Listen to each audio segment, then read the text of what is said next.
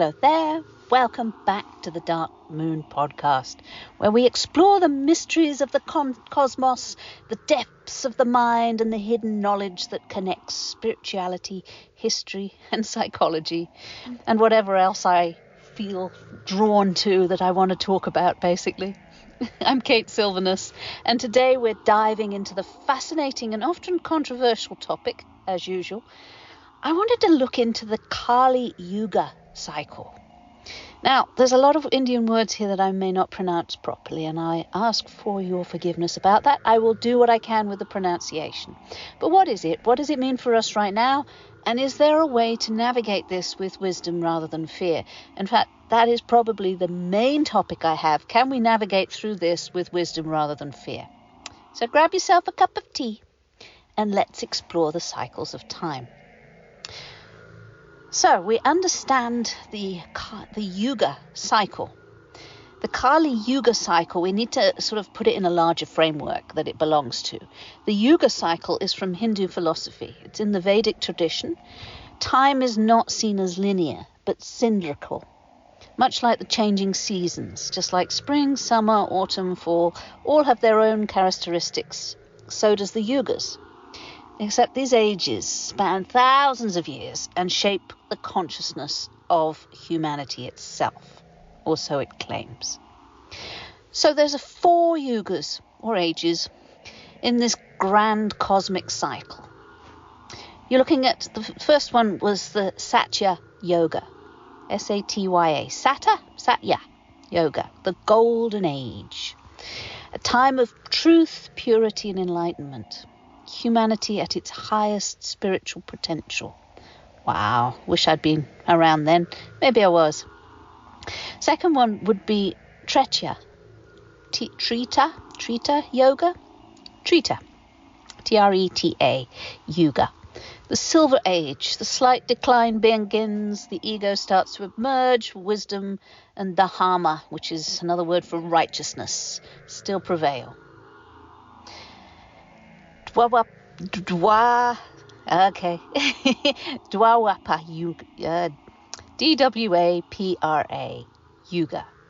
It's the Bronze Age. So we've gone from gold, silver to bronze. It's probably easier for me to pronounce. I really am sorry. I can't do these phonetically.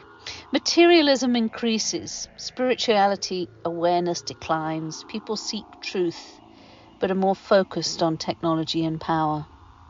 I think I've seen this throughout my life. Everybody's got a lot more materialistic, and we've lost connections with perhaps the spirituality of each other and the spirituality of the land. And then we hit the Iron Age, the Kali Yuga, as the darkest and most chaotic age, full of ignorance, corruption and suffering. Yeah, you've got it. Truth is scarce and materialism dominates. I think I've seen going from the Bronze Age to the Iron Age, but it's a cycle. I have to remember it all goes in circles. So they said at the end of Kali Yuga, the cycle resets and brings us back to the Golden Age once again. I wonder if I'll live to see that. I hope so. According to the traditional Hindu calculations, we are deep in Kali Yuga, an era of confusion, greed and destruction. The ancient texts describe Kali Yuga as a time when morality declines, leaders are corrupt, and materialism rules over the spiritual wisdom. Sounds really familiar to me. Many people look at the world today, climate change, wars, corporate greed. I see corporate greed freaking everywhere these days. They're trying to bleed us for every penny we've got. And the mental health crisis, and conclude that we must all be in the late stages of Kali Yuga. Yeah, I think that's a logical deduction.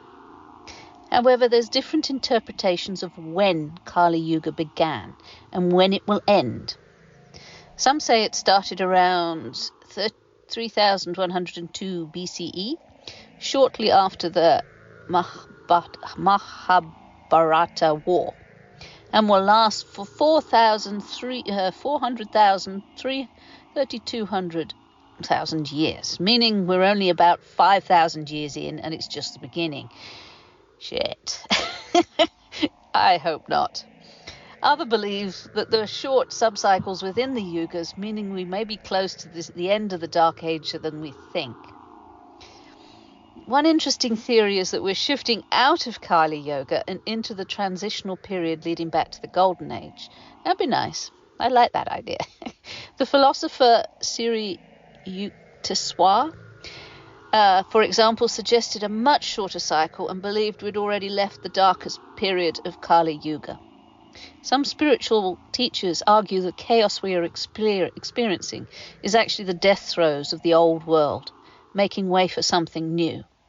I hope they're not wishful thinking, but in a lot of ways I hope they're right, because I would be wishful thinking too. Because I don't want a 400,000-year-old cycle. That's like ridiculous. Yeah, I can see how they look at it that way, because they look at the larger scale of things rather than the smaller stuff. And we're looking at the small stuff. But I can't help to look and say that we seem to be smack bang in a sign of Kali Yuga. Because the signs are here. I mean, whether we're in the middle or the tail end, there's signs that match these ancient predictions. It means that we've always gone from light to dark, to ignorance, to stupidity, greed, to enlightenment, to connection, to intuition. It's gone round and round in circles, not just the dark into the light, the dark. There's like edges of it as well. There is spring and autumn just as much as summer and winter. But we're looking at, there's an awful lot of truth that is distorted out there. I don't know what is real. When I look at a photograph on Facebook, I'm looking at it thinking, well, it looks AI generated. It probably is AI generated, but it's a nice picture. I like it, but it's probably not real. What a shame. Media, propaganda, misinformation, it makes it hard to know what's real. And looking at that, I wonder if it's the point. Nothing is real. I looked at a flock of sheep on a hillside the other day, and I was thinking, gosh, they're very precision. It's almost like there's a pattern to them scattered over the hill. Is that a real sheep, or is it part of the matrix? So when I'm starting to look at reality and looking for the unreality of it that I'm looking at. So were those sheep randomly positioned, or were they? Is there a mathematical formula of where each of them stand on the hillside? Yeah, you could say I was reaching, but when I start looking at social media and looking for reality, and then I start looking around at what is perceived as reality and thinking, is that an inflicted pattern? Yeah, I wonder if that's the point. But spirituality has gone so commercialized. I've joined life coaching groups and how to change your world and change other people's groups, and it's free teachings and it's all there in your face from around the world. Yes, it's all free, and then you've got to spend this for the certificate or something. It's all commercialized, and it's like, change your life, but by the way, we will need you to pay lots of money for it. And that's been happening more and more, and I have to step back big chunks of that. I'm putting a website together, weavesofwaves.live, and I'm going to have to charge for these packages, but I'm going to keep them low, and I will, if I get 6 paying customers, there will be at least another freebie for somebody. I can't do all of this greedy stuff. I just need to earn a little bit to get by. I don't need to be greedy with it. But so many spiritual teachings are sold for profit, so much more. It's been always this way, right the way through my life. Gurus that sort of are wealthy and have all the cash, and people sort of pay up this sort of hierarchy ladder. And it's not something that I feel right with. I have a real big problem with most of it. But the leaders are corrupt.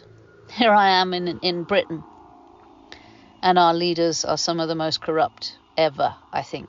I don't think we've ever had such corruption in our leaders before. But it's not just politics, but it's also business, institutions. Every institution that I grew up with is driven by self-interest rather than service. They don't care. And people are disconnected from nature. This is where some people say that nature, is just the final thing that we have to conquer. But we're part of nature. And if technology is dominating our lives, then we lose our bond with it. It's quite a difficult balance sometimes. I'll accept that I like knowing what's going on in the world, but I really, really need the sky above and the sort of the fields and the fact that it's spring and I can feel the burstings of life, and it kind of grounds me and keeps me center. Whereas technology pushes me all into my mind, so I end up just thinking about stuff and not feeling. I can almost disconnect from my body at that stage. And mental health struggles are rising. Depression, anxiety, loneliness. Jeepers, there's so many people that are lonely, disconnected from each other. And I guess I have felt that. I've got a cat and a dog on me, keeping me company as I speak. And we get more and more dependent on our pets and animals at this time. But even though we have, nice things, nice soft pillows and beds, and we get things washed and cleaned, it's still inside. There is like a void that's opening up. I don't know what fills that void. Everybody is different. It's not my place to tell you how to fill that. But I know that without certain things in my life, like my dog and cat, like the nature that I live in, I would be empty inside. But Kali Yuga isn't just gloom and doom. Some traditions say that the darkest times often produce the greatest souls.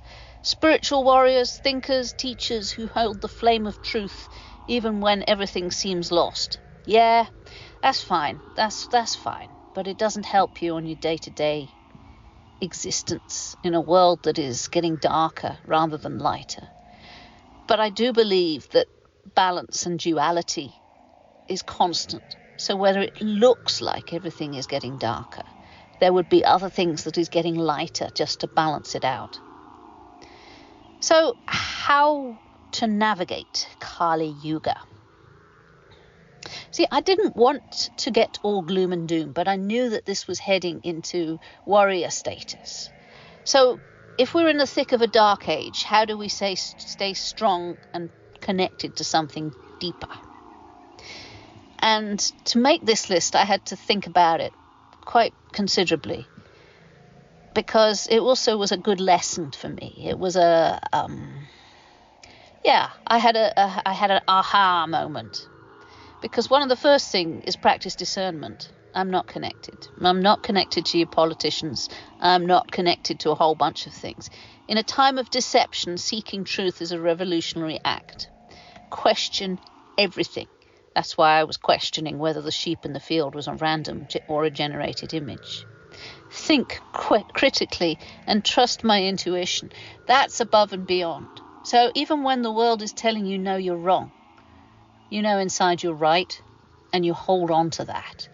It's kind of holding the middle finger up and saying, screw you, basically. I know I'm right. I feel I'm right. I can understand all of the aspects and the context this is in, and I know I'm right, and I know you're wrong. And over the last 5-6 years, I've been tested beyond belief about this. And I've still stood up and said I'm right. And quite frankly, I've been proven right in a lot of areas. But that doesn't help sometimes. Being right doesn't always help. But it is still knowing that your own mind and knowing that you can think discerningly. And of course, number 2 had to be in there. I mean, reconnecting with nature. So I know nature isn't the answer to everything. Nature holds a pattern and it has its own path, but there are a lot of parts of me that is beyond nature. So, and what I mean by that is my mind and my spirit, if you like, or soul. Not really fond of the soul word, but okay. My higher self. How about that? My higher self. If I practice things like lucid dreaming and astral projection and deep meditation, I go beyond the nature sphere of what I live in. The body needs nature. The body needs its exercise, its good food, its clean things. Nature is there, and the earth holds a wisdom beyond what human society can offer. And if I need to spend time in nature, I can't go inside for too long. I couldn't live in one of those cities or one of those buildings, big skyscraping buildings. I'd have to find a window. I look up at the sky, I can take a deep breath, now it's all connected, everything's fine. But I have to work with its cycles. Winter, you have to stay inside and stay warm. But that's where you have fire, and you have, connection with somebody. It's all very, very important that we stay time in our own nature. What does your human nature say? My body has a lot to answer for sometimes, but I still have to trust it to know what's in its nature.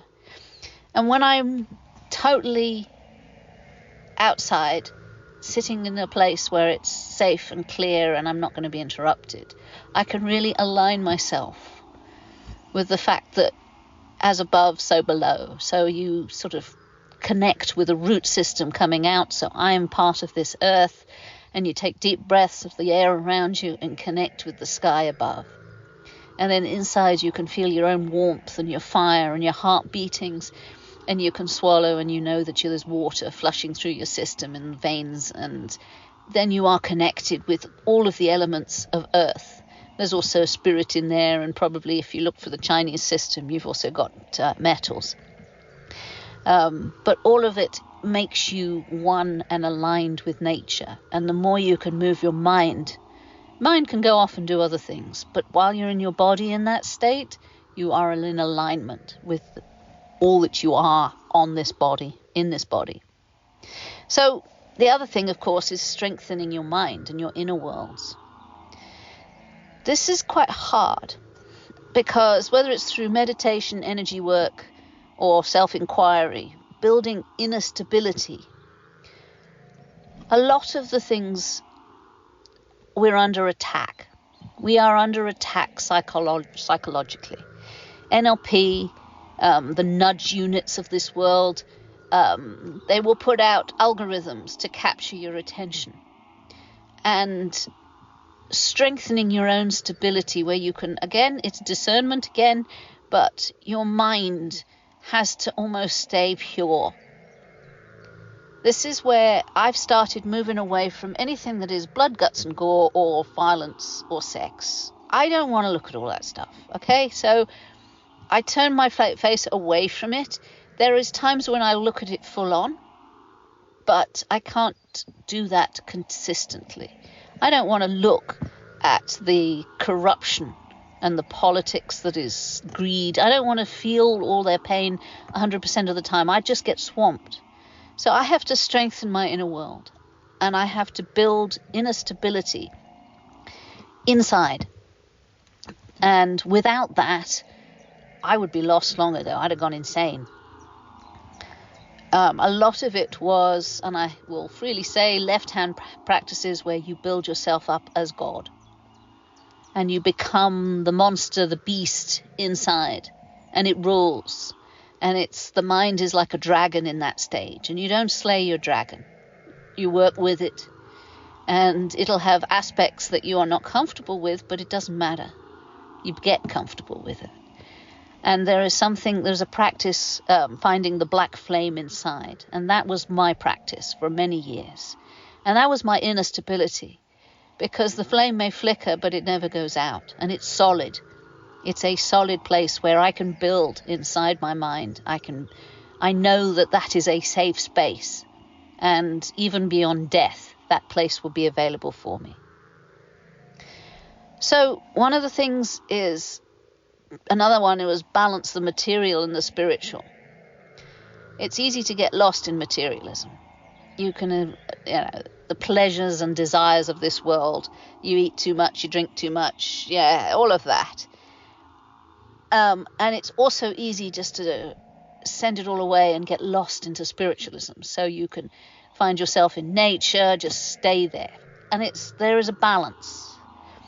And it needs to be found. That's why I don't renounce technology. I will work with the AI tools. I have to integrate. I have to integrate my inner worlds with my outer worlds, learning to live fully in the world while staying spiritually awake. A foot in either world. No longer a light worker or a dark worker. You sit on the fence and be a grey worker.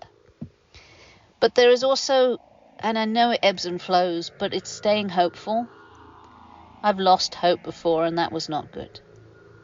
People around you are not all bad. They're not all lost. When people say, oh, England is lost, no, it's not. There is still hope. People are not lost. The end of the world is not here. Even if the cycle has to end, and every cycle ends, if we're truly at the end of Kali Yuga, then the destruction we might see will be the necessary collapse before renewal. Which is kind of cool. The phoenix has a very strong aspect right now. And we are the embers are flaming into the ashes. And then we will rise again. And that is also part of the cycle. So have hope. Hang on to that. And know that the old "this too shall pass" is very true. We're here for a reason. And we all have to make up that reason. So we all have to either accept reasons of our own or accept an outside reason. But one thing is very, very clear. We have to have a reason. And my reason is the fact that we're aware, questioning, and seeking. We're seeking wisdom, growth, evolution. It means we're part of the shift itself. My cells, every cell in my body is part of this earth. And it put me together in this shape and form. And then my mind filled this body, and I became Kate. And Kate looks, learns, listens, grows, evolves, de-evolves, fades away, dies. And that was the body holding the consciousness and the higher self of Kate. And that is my reason. I am here to just bring consciousness to these cells for this time. It was just a thought. So what do you think? Are we in the final phase of Kali Yuga? Are we moving towards the next golden age, or have we got 5,000 years of this? I'd love to hear your thoughts. I need feedback sometimes, so please get in contact, leave a message. And if you've enjoyed this episode, please subscribe, share, leave a review. It helps me understand and what's going on, and it helps spread whatever I'm doing.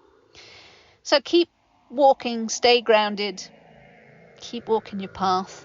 It's important. Love you lots. Take care of yourselves. Bye now.